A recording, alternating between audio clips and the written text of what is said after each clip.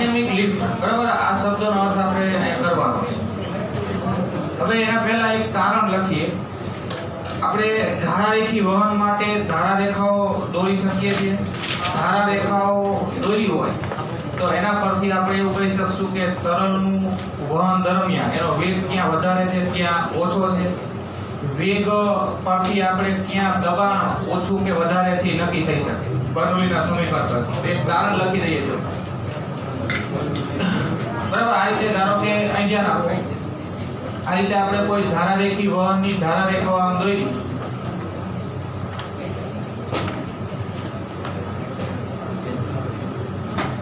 બરાબર, આ રીતે યાદર્શિક રીતે આપણે ધારારેખાઓ રજૂ કરી છે.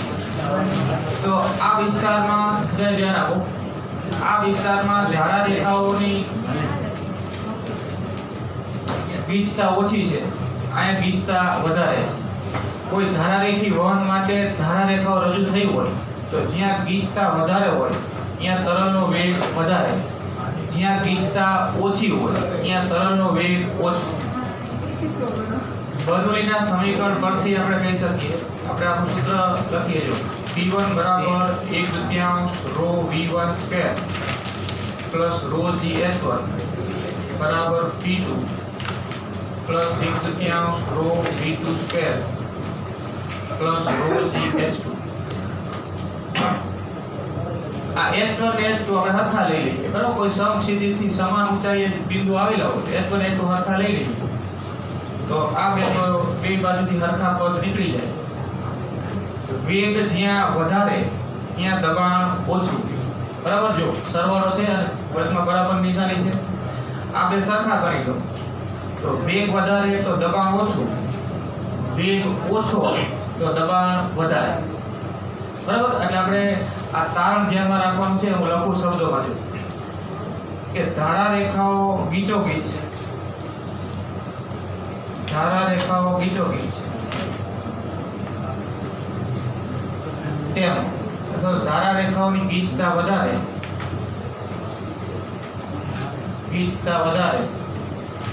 તેમ વેગ વધારે, તરલનો વેગ વધારે. અને જેમ તરલનો વેગ વધારે તેમ વેગ વધારે તેમ દબાણ ઓછું, બરાબર. આ સંબંધ ધ્યાનમાં રાખવાનો છે. ધારારેખાઓ વધુ ગીચોગીચો, અહીંયા વેગ વધારે હોય, અહીંયા દબાણ ઓછું, દબાણ ઓછું. એનાથી ઉલટું લખીએ કે ધારારેખાઓની ગીચતા ઓછી, ધારારેખાઓની ગીચતા ઓછી તો વેગ ઓછો, વેગ ઓછો એમ દબાણ વધારે, બરાબર. એ તો આ સમીકરણ પરથી જ આપણે કહી શકીએ કે આ V2 નું મૂલ્ય વધારે હશે તો P2 નું મૂલ્ય P1 કરતા કેવું હશે, ઓછું. જેમ કે આ બેનો સરવાળો બરાબર આ બેનો સરવાળો છે તો જો વેગ વધારે તો દબાણ ઓછું થાય, બરાબર. વેગ ઓછો તો દબાણ વધારે થાય, તો સમતોલાય ને વચમાં બરાબર છે. એટલે વેગ ઓછો તો દબાણ વધુ. તો આ તારણ આપણે ધ્યાનમાં રાખીશું અને આનો જ ઉપયોગ કરીને આપણે હકીકત સમજીશું, બરાબર. તો પહેલા ખાલી આટલું લખી રાખો, પછી આપણે પ્રશ્ન શરૂ કરીશું. ખાલી આ તારણ લખી દો ને, આપણે સમીકરણ જે આટલું લખી દો, બીજું કંઈ ના ના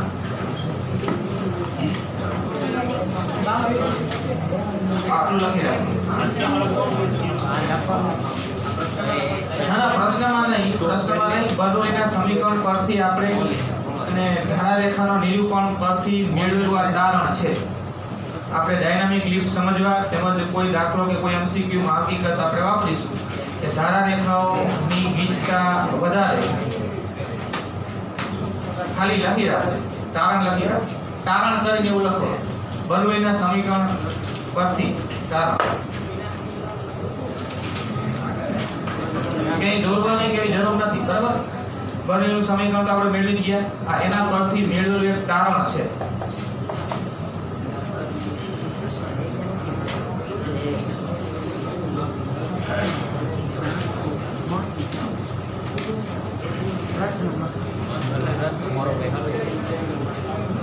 સમજવા માટે આ હકીકત વાપરીશું, બરાબર? ફરીથી એકવાર આ ખાસ ધ્યાનમાં રાખો, જ્યાં ધારારેખી વન રજૂ કર્યું હોય, ધારારેખાઓ તમે દોરો તો જ્યાં વધુ ગીચ ધારારેખાઓ હોય એ વેગ વધુ સૂચવે, ઓછી ગીચ ધારારેખાઓ વેગ ઓછો સૂચવે, અને વેગ વધારે ત્યાં દબાણ ઓછું, અને વેગ ઓછો ત્યાં દબાણ વધારે. તો એનો અર્થ કે ધારારેખાઓની ગીચતા જ્યાં ઓછી હોય ત્યાં દબાણ ઓછું ગણવાનું, સોરી, ધારારેખાઓની ગીચતા વધારે હોય ત્યાં દબાણ ઓછું ગણવાનું, અને ધારારેખાઓની ગીચતા ઓછી હોય ત્યાં દબાણ કેવું ગણવાનું? વધારે. બરાબર? આ સંબંધ છે. આ તો આપણે બર્નોલીના સમીકરણ પરથી કહી શકીએ ને, આના પરથી તારણ છે. જો આ વચમાં બરાબર છે, આનો અર્થ શું થાય? તો કે તમે અહીંયા V1 નું મૂલ્ય અને V2 નું મૂલ્ય તમને આપ્યા છે. જો V1 V2 કરતા વધારે હોય તો 1/2 રો V1 સ્ક્વેર એ 1/2 રો V2 સ્ક્વેર કરતા મોટું મળશે. જો V1 greater than V2 હોય તો આનો જવાબ, આટલા પદનો જવાબ આના કરતા મોટો હોય. હવે એમાં P1 ઉમેરો, અહીંયા P2 ઉમેરો, તો આ બેનો સરવાળો અને આ બેનો સરવાળો તો હરખો છે. તેનો અર્થ કે જે મોટું હોય એની અહીંયાનું દબાણ ઓછું હોય, જે ઓછું હોય ત્યાં આ V2 ઓછું હોય તો એની સાથેનું દબાણ વધારે હોય, તો સમતોલાય ને. બરાબર? આ સૂત્ર આ વર્ગમાં બરાબર છે, એનો અર્થ શું થાય? આ બેનો સરવાળો બરાબર આ બેનો સરવાળો, સિમ્પલ વિચારો. તો આ સરવાળો અને આ સરવાળો સરખો ક્યારે થાય? કાં તો V1 બરાબર V2 અને P1 બરાબર P2 હોય તો સરખો થાય. જો V1 નું મૂલ્ય V2 કરતા વધારે હોય તો એની સાથેનું દબાણ ઓછું હોય, અને જે વેગ ઓછો હોય એની સાથેનું દબાણ વધારે હોય, તો જ સરવાળો સમતોલાય ને. ખ્યાલ આવ્યો? એટલે આના પરથી જ આપણે કહી શકાય કે વેગ વધારે ત્યાં દબાણ ઓછું, વેગ ઓછો ત્યાં દબાણ વધારે. અને ધારારેખાઓની તમે રજૂઆત કરી હોય તો જ્યાં વેગ વધુ હોય ને ત્યાં ધારારેખાઓ ગીચોગીચ હોય, જ્યાં વેગ ઓછો હોય ત્યાં ધારારેખાઓની ગીચતા ઓછી હોય ધારારેખી વહનમાં. બરાબર? એટલે આ ધ્યાનમાં રાખજો. હવે આપણે ડાયનામિક લિફ્ટ આ જ હકીકત પરથી સમજવાની છે. ડાયનામિક લિફ્ટનો અર્થ શું થાય? તો કે જ્યારે કોઈ પદાર્થ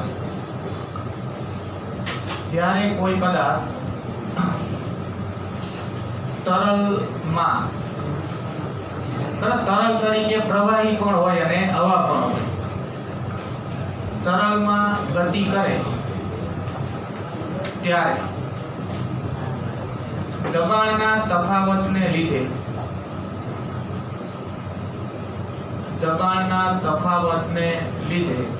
પદાર્થ પર બળ લાગે.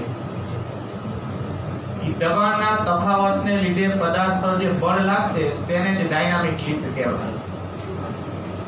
તો ડાયનામિક લિફ્ટ, બરાબર, આ બળનું જ નામ છે. દબાણના તફાવતને કારણે પદાર્થ પર લાગતું બળ ડાયનામિક લિફ્ટ. પણ ડાયનામિક લિફ્ટ ગમે ત્યારે ન લાગે. પદાર્થ તરલમાં શું કરતો હોવો જોઈએ? ગતિ. બરાબર? જેમ કે કોઈ બોલ છે એ હવાના માધ્યમમાં ગતિ કરે છે તો અહીંયા ડાયનામિક લિફ્ટ મળી શકે ચોક્કસ સ્થિતિમાં. બરાબર? તો આ રીતે આપણે એક બોલનું જ ઉદાહરણ લેશું કે જેની હવામાં ગતિ થાય છે, તો એ દરમિયાન એની પર ડાયનામિક લિફ્ટ ક્યારે મળશે કે ક્યારે નહીં મળે આપણે એ ઉદાહરણ સમજીશું. તો આને ડાયનામિક લિફ્ટ કહેવાય. હવે ડાયનામિક લિફ્ટ સમજવા માટે બરાબર આપણે આ તારણ વાપરીશું. આ ખાસ ધ્યાનમાં રાખવાનું છે. હવે જો ધ્યાન આપો, આપણે એક બોલની ગતિ હવાના માધ્યમમાં ધ્યાનમાં લઈએ. હવા એટલે તરલ કહેવાય. બોલ છે એ પદાર્થ છે. બોલને તમે આમ ફેંકો, બરાબર? ક્રિકેટની રમત જ વિચારો. બોલને તમે કોઈ ખેલાડી આમ ફેંકે છે હવાના માધ્યમમાં, તો બોલની હવાની સાપેક્ષે ગતિ થાય છે. બોલની કે પદાર્થની હવાની સાપેક્ષે ગતિ થાય એટલે તરત જ એની પર ડાયનામિક લિફ્ટ મળશે એવું જરૂરી નથી. ડાયનામિક લિફ્ટ મેળવવા માટે બોલ પર કંઈક દબાણનો તફાવત ઉદ્ભવવો જોઈએ. જો દબાણનો તફાવત ઉદ્ભવે તો આ દબાણના તફાવતને લીધે એ બોલ પર બળ લાગશે, જેને આપણે કહીશું ડાયનામિક લિફ્ટ. આપણે બે કિસ્સા વિચારીએ. એક એવો કિસ્સો વિચારીએ કે જેમાં બોલની ગતિ થાય છે હવામાં પણ એને ડાયનામિક લિફ્ટ મળતી નથી, અને એક બીજી રીતે આપણે વિચારીશું જેમાં એને ડાયનામિક લિફ્ટ મળશે. તો પહેલો કિસ્સો આવો લઈએ. બોલ સ્પિન થયા વગર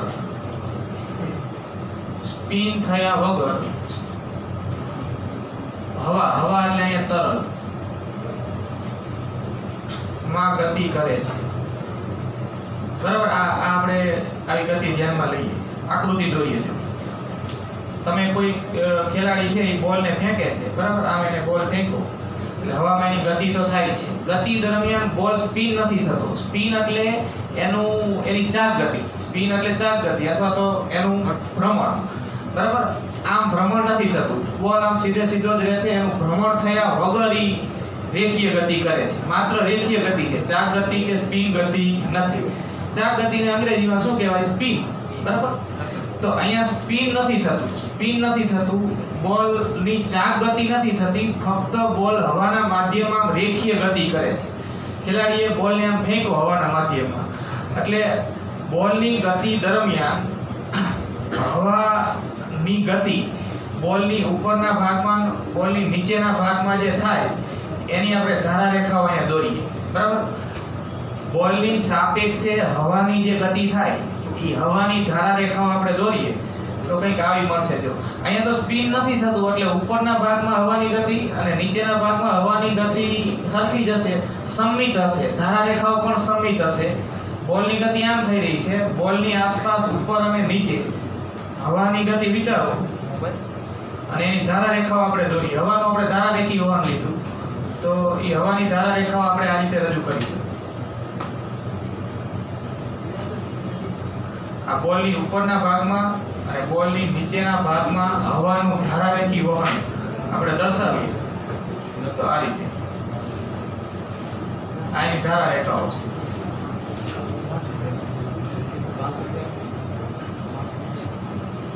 બરાબર. હવે બોલ આમ ગતિ કરે છે તો બોલની સાપેક્ષ હવાની ધારા રેખાઓ તમે દર્શાવી તો તમે જોઈ શકો આકૃતિમાં કે બોલ સ્પિન થયા વગર હવાના માધ્યમમાં હવાની સાપેક્ષ ગતિ કરે તો બોલની ઉપરના ભાગમાં, બોલની નીચેના ભાગમાં અથવા તો આજુબાજુ બધે હવાના કણોની જે ગતિ થશે એ બધી બાજુ એનું પ્રમાણ કેવું હશે? સર આપણે અન્ય કોઈ હવા પર લાગતું બળ એ અવગણ્યું છે, બરાબર. આ ક્લાસમાં હવા સ્થિર છે આપણે વિચારીએ, બોલને તમે આમ ફેંકો એટલે બોલની આસપાસ, બોલની સાપેક્ષે હવાની ગતિ એની આજુબાજુ બોલની આસપાસ સરખી જ થવાની. સંમિત ધારા રેખાઓ હોય બોલની આસપાસ. જો બોલ સ્પિન ગતિ ન કરતો હોય તો, એટલે આપણે લખીએ જો કે આવી બોલની ગતિ હોય તો બોલની ઉપર અને નીચે, બોલની ઉપર અને નીચે હવાની ધારા રેખાઓની સંમિત મળે. સંમિત મળે એનો અર્થ કે સરખા પ્રમાણમાં, ઉપર જેટલા પ્રમાણમાં છે એટલા જ પ્રમાણમાં નીચે છે. ગીચતા બે બાજુ કેવી છે? સરખી. સંમિત મળે એટલે બોલની ઉપર અને બોલની નીચે ધારા રેખાઓની ગીચતા સમાન છે.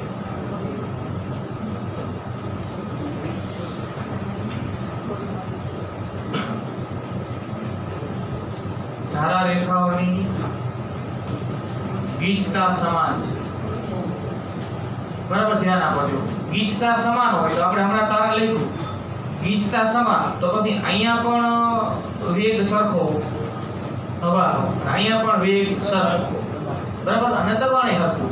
દબાણ સરખું તો દબાણનો તફાવત શૂન્ય. તફાવત એટલે એક બાજુ વધારે મળે ને એક બાજુ ઓછું મળે તો કંઈક દબાણનો તફાવત મળે. તો અહીંયા તો સમિત છે, ઉપર વેગ જેટલો છે એટલો જ વેગ હવાનો બોલની નીચે છે. એનો અર્થ કે અહીંયા જેટલું દબાણ છે એટલું દબાણ અહીંયા છે. દબાણ સરખા તો દબાણનો તફાવત શૂન્ય. દબાણનો તફાવત જો શૂન્ય મળે એટલે કે ન મળે તો કોઈ ડાયનામિક લિફ્ટ મળે નહીં.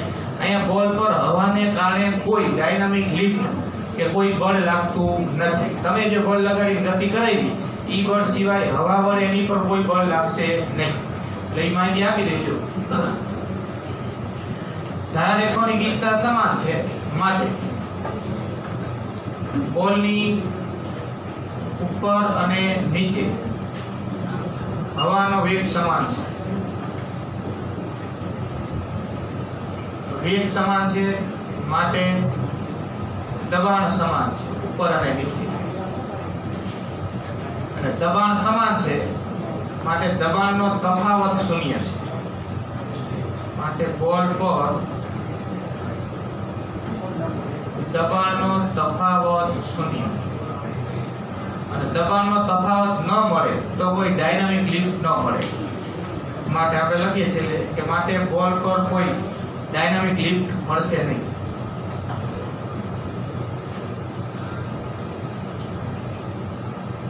બરાબર, ડાયનામિક લિફ્ટ મળશે નહીં. ડાયનામિક લિફ્ટ એટલે બળ દબાણના તફાવતને કારણે મળતું બળ. હવે તમારે બોલને જો ડાયનામિક લિફ્ટ મેળવવી હોય, બરાબર, તમે ક્રિકેટ રમતા હોય તો ક્રિકેટમાં બોલર બોલ આમ સીધો ફેંકે ને તો એને કોઈ હવાની મદદ મળતી નથી, કોઈ ડાયનામિક લિફ્ટ નથી મળતી. જો ક્રિકેટરે એટલે કે બોલરે બોલ ફેંકતી વખતે એને કંઈ ડાયનામિક લિફ્ટ મેળવવી હોય, હવાને કારણે કંઈ બળ મેળવવું હોય એને, બરાબર, તો એ ફેંકતી વખતે બોલને આમ રેખીય ગતિ તો આપશે, સાથે સાથે આમ સ્પિન કરાવશે, ચાક ગતિ આપશે. એટલે બોલ આમ સ્પિન થતો રેખીય ગતિ કરે એટલે ચાક ગતિ અને રેખીય ગતિનું શું કહેવાય, મિશ્રણ. સ્પિન બોલર બોલ ફેંકે ત્યારે અથવા ફાસ્ટ બોલર હવામાં એને સ્વિંગ મેળવી હોય, સ્વિંગ એવો શબ્દ વાપરે ને, સ્વિંગ નો અર્થ એવો થાય જો કે બોલર જ્યારે બોલ ફેંકે આમ એટલે ફેંકતી વખતે એ આંગળીઓ એવી રીતે આમ વાળે છે કે જેથી એને કંઈક ચાક ગતિ આપે છે, સ્પિન કરાવે છે. બોલ સ્પિન થતો હવાના માધ્યમમાં ગતિ કરશે એટલે એની ઉપર હવાને કારણે કંઈક ડાયનામિક લિફ્ટ મળશે. એ ડાયનામિક લિફ્ટ એને જે બાજુ મળે ને એ બાજુ એનો ગતિમાર્ગ ફંટાય. એટલે આમ સીધી રેખામાં ગતિ કરવાની જગ્યાએ એ હવામાં જ થોડોક એનો ગતિમાર્ગ ડાયનામિક લિફ્ટને કારણે બદલાય છે, એને સ્વિંગ થયો કહેવાય. બરાબર, બેટ્સમેન સુધી બોલ પહોંચે એ દરમિયાન એનો ગતિમાર્ગ થોડોક આમ ફંટાઈ જતો હોય તો બેટ્સમેનને એ જજમેન્ટ લેવામાં મુશ્કેલી પડે છે. એટલે ફાસ્ટ બોલર પણ હવામાં બોલનો ગતિમાર્ગ આમ બદલાય એના માટે ફેંકતી વખતે બોલને સીધો ફેંકવાને બદલે એ આમ શું કરાવે છે, સ્પિન થોડો, બરાબર, એટલે એને સ્વિંગ મળે, બોલનો ગતિમાર્ગ આમ ફંટાય. હવે કયા અર્થમાં ફંટાય આપણે સમજીએ. જો શું થાય તો કે જ્યારે બોલને બીજો કેસમાં આપણે લખીએ કે બોલ સ્પિન ગતિ પણ કરે છે અને રેખીય ગતિ કરે છે. અહીંયા આપણે બોલ સ્પિન થયા વગર હવામાં ગતિ કરતો હતો એની જગ્યાએ હવે બોલ સ્પિન ગતિ સાથે હવામાં રેખીય ગતિ કરે છે. બોલ સ્પિન ગતિ સાથે હવામાં કે તરલ, હવા એટલે તરલ ગતિ કરે છે. આ ગતિ એટલે રેખીય ગતિ, બરાબર, આ સ્પિન ગતિ. એટલે હવે થાય શું, જો અહીંયા ઉપર અને નીચે હવાની ધારા રેખાઓ સમિત મળતી હતી એની જગ્યાએ બોલને જ્યારે આમ સ્પિન કરી ફેંકો ને એટલે બોલની સપાટીના સંપર્કમાં જે હવા આવતી હોય એ હવા બોલની સ્પિન ગતિ થાય એની સપાટી આમ ભ્રમણ કરતી હોય એ દરમિયાન બોલની સપાટીના સંપર્કમાં આવતી હવાના કણો એની સાથે આમ ઘસડાય. બરાબર, હવા જે સંપર્કમાં આવે ને એ બોલની સાથે આમ ઘસડાય. એટલે કે બોલ જેમ સ્પિન ગતિ કરે છે ને એવી ગતિ હવાના કણો કરવાનો પ્રયત્ન કરે ને આમ ઘસડાય. એટલે બોલ સ્પિન થતો આગળ વધતો હોય એ દરમિયાન હવાના કણો આમ ઘસડાતા હોય અને આવું થાય જે અહીંયા નહોતું થતું કેમ કે અહીંયા સ્પિન હતું નહીં. આવું થાય એટલે ધારા રેખાઓ જે સમમિત મળતી હતી ને ઉપર ને નીચે એ સમમિત નહીં મળે. એક બાજુ ધારા રેખાઓનું પ્રમાણ વધશે, એક બાજુ ધારા રેખાઓનું પ્રમાણ ઘટશે. આવું થાય એટલે વેગનો તફાવત મળે અને દબાણનો તફાવત મળે, બરાબર, ડાયનામિક લિફ્ટ મળે. બોલની સપાટી જેમ વધુ ખરબચડી હોય એમ સ્પિન ગતિ થાય ત્યારે એની સાથે હવાના ઘસડાવાનું પ્રમાણ શું થાય, વધે. એટલે તમે આવું સાંભળ્યું હશે કે ક્રિકેટમાં બોલ જેમ જૂનો થાય એમ બોલરને ફાયદાકારક હોય. કેમ કે જૂનો બોલ થાય એટલે સપાટી ખરબચડી થઈ ગઈ હોય, અમુક ઓવર રમાઈ ગયા બાદ, બરાબર, એની સપાટી ખરબચડી થઈ ગઈ હોય અને આવા બોલને ફેંકતી વખતે આમ સ્પિન કરાવે બોલર એટલે સપાટી ખરબચડી જેમ વધારે તેમ એની સાથે હવાના કણોના ઘસડાવાનું પ્રમાણ પણ વધારે. અને આવું થાય તો આપણને મોટા પ્રમાણમાં દબાણનો તફાવત મળી રહે અને ડાયનામિક લિફ્ટ મળે. એટલે નવો બોલ છે એમાં સ્વિંગનું પ્રમાણ ઓછું રહે, અહીંયા ડાયનામિક લિફ્ટ મળવાનું પ્રમાણ ઓછું રહે, જૂના બોલમાં વધારે રહે. એ હકીકત આપણે આકૃતિમાં દર્શાવીએ તો આ રીતે. આ બોલ છે એને આમ ફેંકો, રેખીય ગતિ તો એ કરે જ છે, સાથે એની સ્પિન ગતિ થાય છે, બરાબર? એનું તમે આમ ભ્રમણ આપ્યું છે, એટલે આ ભ્રમણ કરતા કરતા રેખીય ગતિ કરે છે. આવું જ્યારે થાય એટલે આ બોલના સંપર્કમાં આવતી હવાના કણો આમ ઘસરાય એટલે કે ઉપરના ભાગમાં કોઈ તો પછી જે રીતે ફેંકો એ પ્રમાણે, બરાબર? આ બધું અમુક બાબતો પછી પરિસ્થિતિ પર આધારિત હોય કે હવાના કણો જે બાજુ ઘસડીને આમ જાય એ બાજુ ધારા રેખાઓનું પ્રમાણ શું થાય? વધી. એટલે આપણે અહીંયા ધારા રેખાઓ દોરીએ તો આ મુજબ થાય. અહીંયા ગીચતા વધારે હોય ધારા રેખાઓ, અહીંયા ધારા રેખાઓની ગીચતા વધી જાય હવાના કણો ઘસડાવાને કારણે, અને નીચેના ભાગમાં ધારા રેખાઓની ગીચતા ઓછી છે. કારણ શું? તો કે બોલની સ્પિન ગતિને કારણે આ હવાનું જે માધ્યમ હતું ને, આ ભાગની હવા એ આમ ઘસડીને ઉપર પહોંચે, જેવી રીતે સ્પિન થતું હોય એટલે ઉપર હવાનો વેગ વધી જાય. અહીંયા જો વેગ વધારે, અહીંયા વેગ વધારે, અહીંયા ગીચતા ઓછી છે તો અહીંયા વેગ ઓછો. વેગ વધારે તેમ દબાણ ઓછું. આપણે લખ્યું ને કે વેગ વધારે, અહીંયા દબાણ ઓછું, અને અહીંયા વેગ ઓછો, અહીંયા દબાણ વધારે. તો હવે તમે વિચારો છો કે આ રીતે સ્વિંગ કરીને બોલને ફેંકો હોય આમ, તો ઉપરના ભાગમાં ધારા રેખાઓ વધુ ગીચ બને, વેગ વધે, ઉપર દબાણ ઘટે. નીચે ધારા રેખાઓની ગીચતા ઓછી, નીચે વેગ ઓછો, નીચે દબાણ વધારે. તો નીચેના ભાગમાં દબાણ વધારે, ઉપરના ભાગમાં દબાણ ઓછું આમ ગતિ દરમિયાન. તો ડાયનામિક લિફ્ટ મળે કઈ બાજુ? તો કે વધુ દબાણથી કઈ બાજુ? ઓછા દબાણ તરફ. દબાણનો તફાવત તમે આમ મેળો કહેવાય ને. ધારો કે અહીંયા દબાણ P2 છે, અહીંયા દબાણ ઓછું છે અને આપણે P1 કહી દઈએ, અને દબાણ P2 છે. તો અહીંયા P1 greater than P2 થયું. તો દબાણનો તફાવત એટલે P2 minus P1. આને આપણે ડેલ્ટા P નામ આપીએ તો ડેલ્ટા P બરાબર P2 minus P1 જેટલો દબાણનો તફાવત બોલ પર આમ કઈ બાજુ મળ્યો? ઉપર, વધારેથી ઓછા તરફ કહેવાય. એટલે બોલ છે ને એ ગતિ કરતો આટલા દબાણના તફાવતને કારણે ઉર્ધ્વ દિશામાં કંઈક બળ અનુભવશે. એને જ આપણે શું કહેશું? Dynamic lift. બરાબર?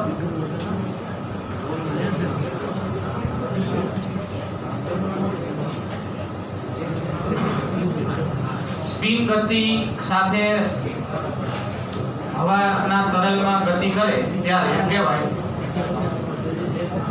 કે બોલ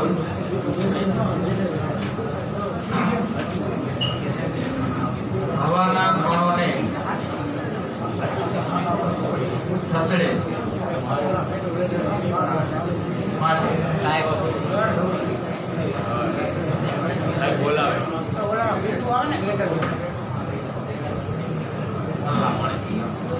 અહીંયા દબાણ વધારે, P2, અહીંયા P2 નામ આપ્યું ને, P2 greater than P1, P2 minus P1. એ તમે નામ આપ્યો એ પ્રમાણે નીચે દબાણ P2 ઉપર P1, નીચે ધારા રેખાઓની ગીચતા ઓછી, વેગ ઓછો, દબાણ વધારે. ઉપર ઉલટું લખીએ જો, બોલ હવાના કણોને ઘસડે છે માટે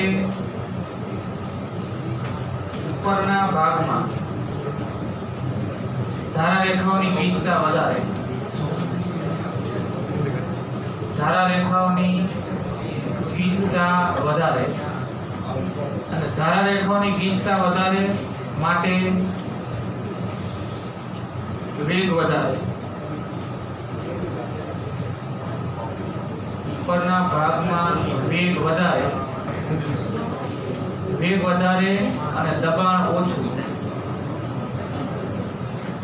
બરાબર? અને એના કરતા ઉલટું નીચેના ભાગ માટે, નીચેના ભાગમાં ધારા રેખાઓની ગીચતા ઓછી, નીચેના ભાગમાં ધારા રેખાઓની ગીચતા ઓછી,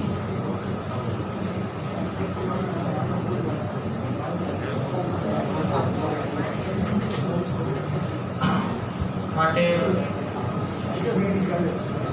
નીચેના ભાગમાં વેગ ઓછો, વેગ ઓછો અને દબાણ વધારે, બરાબર, માટે બોલ પર દબાણના તફાવતને લીધે બળ લાગશે, જેને ડાયનામિક લિફ્ટ કહેવાય. બોલ પર દબાણનો તફાવત મળશે.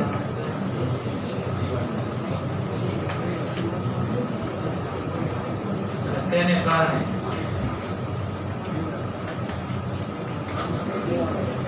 બોલ પર ડાયનેમિક લિફ્ટ મળશે.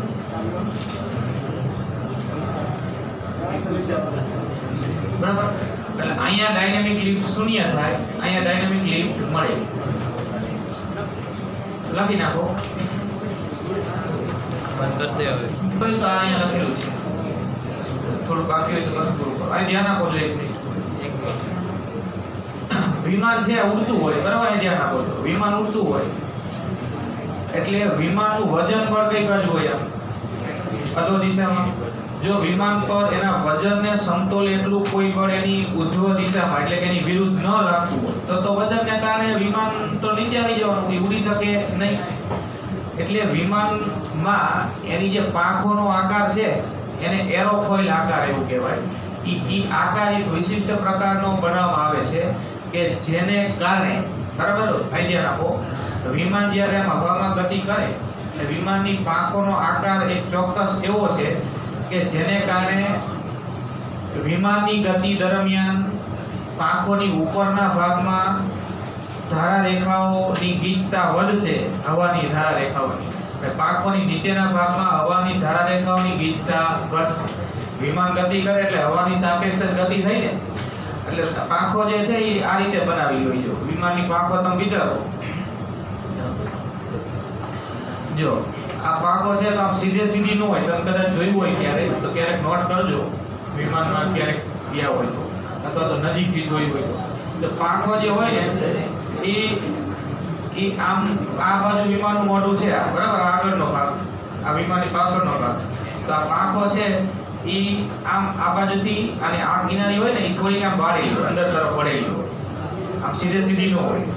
જે બાજુ વિમાનનું ફેસ આવે છે એ બાજુ વિમાનની પાંખ આમ અંદર તરફ થોડીક વળેલી હોય. એટલે વિમાન જ્યારે આમ ગતિ કરે એટલે આમ થોડોક ઢાળ મળી ગયો ને હવાને, સમજો જ વાતને, અહીંથી આમ થોડુંક આમ વાળી દે આ કિનારી, આમ ગતિ થાય જ્યારે આ પાંખની, ત્યારે આની અંદર જે હવા ભટકાય તો આમ થોડોક ઢાળ મળી ગયો ને આમ ઉપર તરફ, તો ઉપરના ભાગમાં હવા જવાનું પ્રમાણ કેવું હશે? વધારે. નીચેના ભાગમાં હવાનું પ્રમાણ કેવું રહેશે? ઓછું ગતિ દરમિયાન.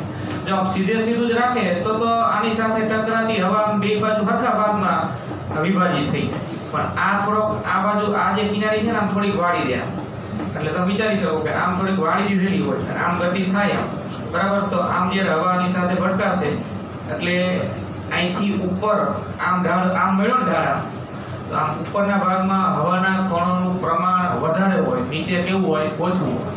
હવે આપણે એ હકીકત અહીંયા આકૃતિમાં દર્શાવીએ. જો આ વિમાનની પાંખનો આડછેદ છે ખાલી, બરાબર, આખી પાંખ નથી દર્શાવી, પાંખનો શું છે? આડછેદ.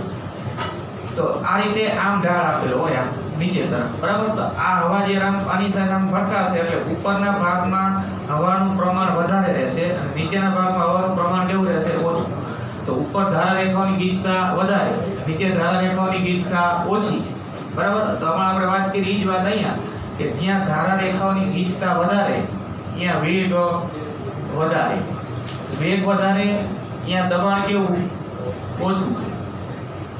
આ જ વાત, બરાબર, આ જ વાત. એટલે ઉપર હવાનો વેગ વધારે પાંખોની ઉપર, દબાણ ઓછું, નીચે ધારા રેખાઓની ગીચતા ઓછી તો વેગ ઓછો, વેગ ઓછો તો દબાણ કેવું? વધારે. દબાણ વધારે આપણે એક નામે આપી દઈશું કે અહીંનું દબાણ P2, આ દબાણ અહીંયા P2, અહીંયા દબાણ P1, તો P2 greater than P1 મળશે. P2 greater than P1, વાત એટલી એક જ છે ને. અહીંયા વાત હતી એ જ વાત છે કે વિમાન જ્યારે ગતિ કરતું હોય ત્યારે વિમાનની પાંખોનો એવો ચોક્કસ એરોફોઇલ આકાર રાખવામાં આવે છે કે જેથી વિમાનની ગતિ જેવી શરૂ થાય અને વિમાનને સમતોલન માટે ઉપર તરફ ડાયનામિક લિફ્ટ મળે એના માટે ઈ પાંખોનો આકાર એવો હોય છે કે ગતિ દરમિયાન હવાની જે એની વિમાનની પાંખોની સાપેક્ષ જે ગતિ થાય એમાં ઉપરના ભાગમાં હવાની ધારા રેખાઓ ગીચ વેગ વધારે દબાણ ઓછું, નીચેના ભાગમાં હવાની ધારા રેખાઓની ગીચતા ઓછી વેગ ઓછો દબાણ વધારે. તો દબાણ વધારે ક્યાં થયું? વિમાનની પાંખની નીચે થયું ને, નીચે દબાણ વધારે, ઉપર દબાણ ઓછું પાંખોની ઉપર. તો વધારે દબાણથી ઓછા દબાણ તરફ એટલે નીચેથી કઈ બાજુ આમ ઉપર તરફ એને દબાણના તફાવત મળે અને એને કારણે એની પર બળ લાગે ઉપર તરફ, જે એના વજનને શું કરે? સમતોલે. તો જ વિમાન ઉડી શકે. વિમાનનું જે વજન થતું હોય ને mg કુલ વજન, એટલી ડાયનામિક લિફ્ટ એને આમ મળતી રહેવી જોઈએ તો વિમાન ઉડી શકે. બાકી ઈ પ્રમાણ ઓછું વધારે થતું હોય ત્યારે તો એના માટે પછી બીજી ગોઠવણી હોય, બરાબર. પણ કુદરતી રીતે જો તમારે વિમાનને આમ ડાયનામિક લિફ્ટ મેળવવી હોય તો આવો એરોફોઇલ આકાર બનાવવો પડે અને ઈ લિફ્ટ વિમાનના વજનને સમતોલે. આપણે એક દાખલો ગણવાનો છે કે જેમાં આ ડાયનામિક લિફ્ટ મળે ઈ વિમાનના વજન બરાબર આપણે લેશું, બરાબર, વજનને સમતોલે. વજન અધો દિશામાં, ડાયનામિક લિફ્ટ આમ ઉપર ઉધો દિશામાં. તો આ P2 greater than P1 માટે દબાણનો તફાવત થાય, દબાણનો તફાવત ડેલ્ટા P બરાબર P2 માઈનસ P1. તો આ જ વાત આપણે લખી દઈએ કે વિમાનની ગતિ દરમિયાન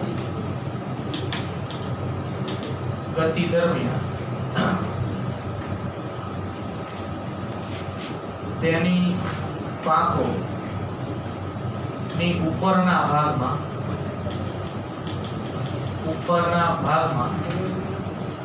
ધારા રેખાઓની ગીચતા વધારે, ધારા રેખાઓની ગીચતા વધારે માટે વેગ વધારે અને માટે દબાણ ઓછું, બરાબર. આ જ સંબંધ છે. અને પાંખોની નીચેના ભાગમાં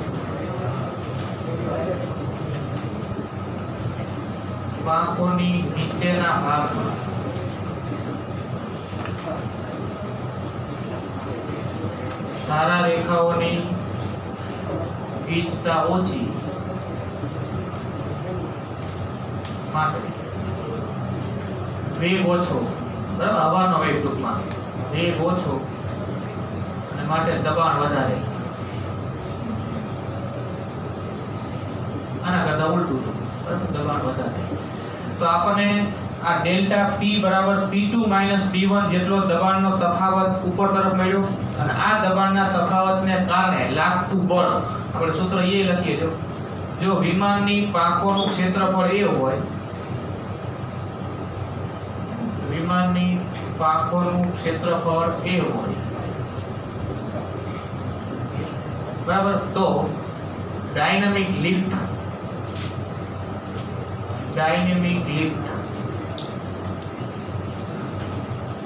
કે બળ ઉધ્વ દિશામાં જે બળ મળે, સૂત્ર આની બાજુ મૂળ સૂત્ર જ આપણું કે P બરાબર F છેદમાં A, તો F બરાબર PA, બરાબર. આ સૂત્ર આ P ની જગ્યાએ દબાણનો તફાવત આવશે, A એટલે વિમાનની પાંખોનું ક્ષેત્રફળ, ડેલ્ટા PA જેટલું ડાયનામિક લિફ્ટ મળે. તો ડાયનામિક લિફ્ટને આપણે F નામ આપીએ તો દબાણનો તફાવત ડેલ્ટા P અને વિમાનના પાંખોનું ક્ષેત્રફળ A, ડેલ્ટા PA, આટલું ડાયનામિક લિફ્ટ એને મળે જે વિમાનના વજનને સમતોલે,